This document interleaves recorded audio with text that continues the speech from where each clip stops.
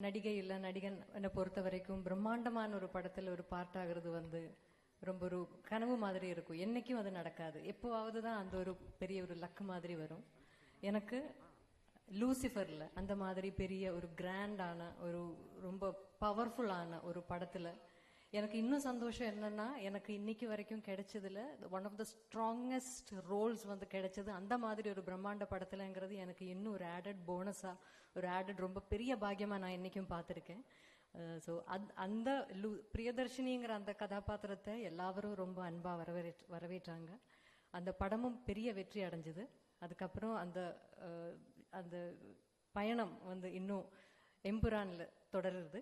So Lucifer பிடிச்ச மாதிரி உங்களுக்கு எம்பரானும் பிடிக்கும் என்கிற 100% நம்பிக்கை எனக்கு இருக்கு. இந்த வாய்ப்பு எனக்கு கொடுத்ததுக்கு நன்றி தான் எனக்கு சொல்லணும்.